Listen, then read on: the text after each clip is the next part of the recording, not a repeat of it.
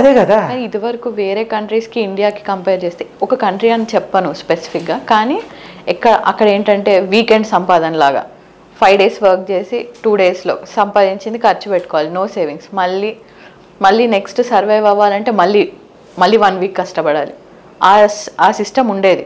కానీ ఇండియాలో చాలా జనరేషన్స్ నుంచి కూడా కానీ సంపాదించామంటే ఖర్చు పెట్టేదానికంటే కూడా మనం వచ్చే తరాలకి ఇవ్వాలి, మన భవిష్యత్తు చూసుకోవాలి, ఇదే ఉంది. కానీ ఇప్పుడు ఈ కొంచెం వెస్టర్నైజేషన్ వల్ల నేను యూత్ కూడా ఇప్పుడు ఓకే వాళ్ళు సంపాదించడం ఖర్చు పెట్టేది ఎక్కువ ఉంది, సేవింగ్ చేసేది తక్కువ ఉంది. అంటే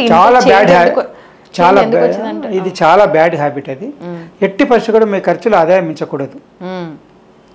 అంటే మీరు ఖర్చులు ఎట్లా మించితే ఖర్చులు ఎట్లా ఆదాయం మించిపోతాయంటే క్రెడిట్ కార్డు, పర్సనల్ లోన్స్, ఇప్పుడు ఈజీ లోన్స్ వస్తాయి కదా, ఇవి వీటి వల్ల ఎదురు అట్లా తీసుకుంటారు, కట్టేస్తుంటారు, చేస్తుంటారు. అది కరెక్ట్, టోటల్లీ రాంగ్ స్టెప్. అది అప్పు తీసుకున్నామంటే దానిపైన ఆదాయం సంపాదించడానికి మాత్రమే అప్పు తీసుకోవాలి. Borrow only for earning, not for spending. ఈ క్రెడిట్ కార్డు కానీ, పర్సనల్ లోన్ కానీ, ఈ ఈజీ యాప్స్ వచ్చే లోన్స్ కానీ, ఇవన్నీ ఖర్చుల కోసం ఇచ్చేటి, అవి తీసుకోకూడదు. వాడు ఫ్రీగా ఇస్తానే తీసుకోకూడదు. వాడు చెడు అలవాటు నేర్పినట్టు వాళ్ళకి. అదే ఇప్పుడు మన ఒక జేబులో 5 లక్షలు లేవు, కానీ క్రెడిట్ కార్డు ఉందనుకోండి 5 లక్షలు. అంటే 5 లక్షలు మనం ఖర్చు పెట్టే స్తోమత ఉంది అని తెలిసిన రోజున చాలామంది వస్తారు. ఇలా 5 లక్షలు ఏమైనా ఇది చేసుకో, దీంట్లో పెట్టి దాంట్లో పెట్టచ్చు. మీరు 5 లక్షలు ఏమని తెలిసింది అనుకోండి, ఎవరు రాని ఇంకా. అంటే చాలామంది ఎందుకు అట్రాక్ట్ అవుతారంటే మీరు డబ్బు ఉంది కాబట్టి. ఇప్పుడు ఏమైంది, మీరు లోన్ లిమిట్స్ ఉన్నాయి కదా, మీరు వాడచ్చు కదా అంటారు. లోన్ లిమిట్ ఉంది మాత్రం రిపేమెంట్ చేసే దానిపైన ఆదాయం రావాలి కదా. ఖర్చు పెట్టడానికి కాదు నాకు లిమిట్ ఉంది, సంపాదించే దాన్ని పెట్టుబడి పెట్టి సంపాదించడానికి ఉంది నాకు లిమిట్. అది ఆలోచించాలి. ఖర్చు పెట్టడానికి లిమిట్ కాదు, అది సంపాదించడానికి లోన్ లిమిట్. అది ఆలోచించాలి. కాబట్టి ఆ విధంగా పెట్టుబడి సంపాదించడానికి అప్పు తీసుకున్నట్టు సంపాదించాలి, అప్పుతో లేకపోతే తీసుకోకూడదు. ఖర్చులు అంతగా లిమిట్ చేసుకోవాలి. అది సేఫ్ సేఫ్ లైఫ్ స్టైల్ అనమాట.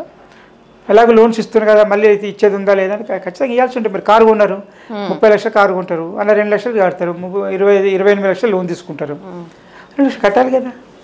అది దానిపైన ఆదాయం ఏమొస్తుంది మీకు? 28 లక్షల కారు పైన, 30 లక్షల కారు పైన ఏమొస్తుంది ఆదాయం? ఏం లేదు. మరి లేనప్పుడు 28 లక్షలు ఎక్కడ కడతారు? మంత్లీ ఇన్స్టాల్మెంట్ ఎక్కడి నుంచి కడతారు? దానికి ఆదాయం ఎక్కడిది? కాబట్టి ఎక్స్పెండిచర్ కోసం, అది ఇల్లు కావచ్చు, కారు కావచ్చు, ఏదన్నా కానీ ఎక్స్పెండిచర్ కొరకు అప్పు తీసుకోకూడదు. మీ సొంత పొదుపుతోనే చేయండి.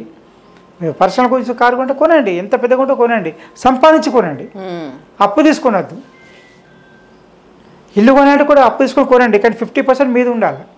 ఓపెన్ ప్లాట్ కొంటే మీ డబ్బుతోనే కొనండి, దాని ఆదాయం రాదు కాబట్టి.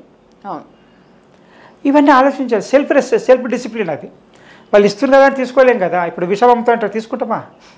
ఇది కూడా అంతే. లోన్ తీసుకుంటే విషయం తీసుకున్నట్టే. కొంచెం తట్టుకుంటే కొంత తట్టుకోలేరు, కొంచెం కొంచెం సంపాదించలేరు, డిప్రెషన్కి వెళ్ళిపోతారు, సూసైడ్ చేసుకుంటారు, తీవ్రమైన నిర్ణయాలు తీసుకుంటారు. కరెక్ట్ కాదు కదా. ఆ ఇచ్చే వాళ్ళకు లేదు, తీసుకునే వాళ్ళకన్నా మనకన్నా ఆలోచన ఉండాలి కదా. అది చాలా కేర్ఫుల్గా ఉండాలి అక్కడ. అంటే ఇదివరకు జనరేషన్స్కి ఇప్పుడు జనరేషన్కి తేడా ఇదే. జనరేషన్ ఎలా ఉండేది, మా 50 క్రితం జనరేషన్ ఎలా ఉండేదంటే 10 రూపాయలు సంపాదిస్తే 4 రూపాయలు పక్కన పెట్టేవారు, 5 రూపాయలు 3 రూపాయలు ఖర్చు పెట్టేవాళ్ళు. ఇంకా అంతకుముందు జనరేషన్ అయితే 10 రూపాయలు సంపాదిస్తే 1 రూపాయి ఖర్చు పెట్టేవాళ్ళు, 9 రూపాయలు పక్కన పెట్టేవాళ్ళు. వ్యాపారం చేస్తే వ్యాపారం నుంచేవాళ్ళు, లేదా ఇల్లు కొనేవాళ్ళు, బంగారం కొనేవాళ్ళు, ప్లాట్లు కొనేవాళ్ళు చేసేవాళ్ళు. ఇప్పుడు ఏం చేస్తున్నారు?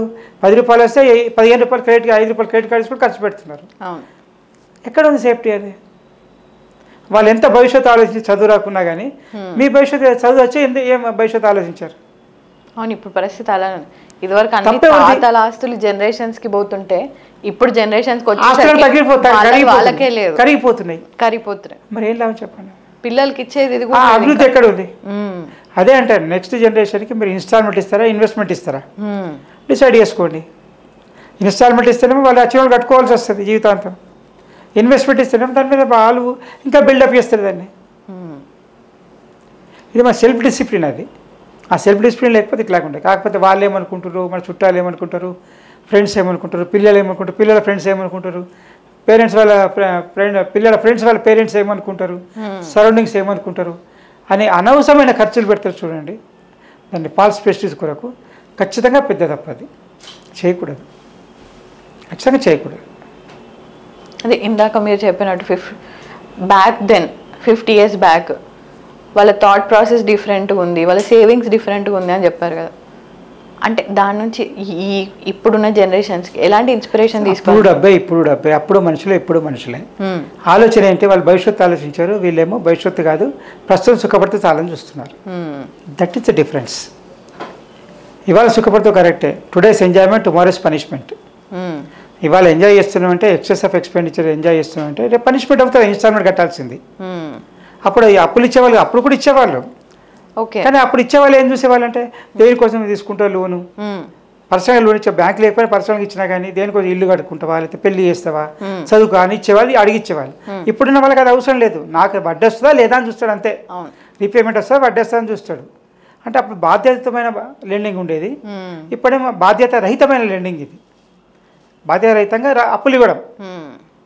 ఎన్నోసార్లు బ్యాంక్ ఒకసారి అడిగాం 2-3 సార్లు ఫైనాన్స్ బ్యాంకర్స్ తోటి, మీ డబ్బు అయితే ఇట్లాగే ఇస్తారా అని. మా డబ్బు ఇవ్వమని అంటాడు. మరి బ్యాంక్ డబ్బు అయితే మీరు బ్యాంకులో మీరు ఆఫీసర్ అయినంత మాత్రాన, మీకు ఇచ్చే అధికారంతో మాత్రాన ఇట్లా ఇవ్వడానికి ఇర్రెస్పాన్సిబుల్గా బాధ్యత రేటింగ్ ఇవ్వచ్చు, తప్పు కదా అది. వాళ్ళు చేయడం అలవాటు నేర్పినట్టు వాళ్ళకి. ఇప్పుడు వాళ్ళకి ఇస్తున్నారంటే, ఎక్కువ డబ్బులు ఇస్తున్నారంటే మిస్యూజ్ చేసే అవకాశం ఉంటుంది, అనవసరం ఖర్చు పెట్టుకునే అవసరం ఉంటుంది, ఆడంబర ఖర్చు పెట్టుకునే అవకాశం ఉంటుంది. దాన్ని పెట్టుబడికి ఇవ్వండి, వ్యాపారానికి ఇవ్వండి, సంపాదనకి ఇవ్వండి, ఎడ్యుకేషన్కి ఇవ్వండి, ఇల్లు కోసం ఇవ్వండి. ఈ ఖర్చు పెట్టడానికి ఇవ్వడం ఏంటి అసలు? ఇది great danger mistake is going on.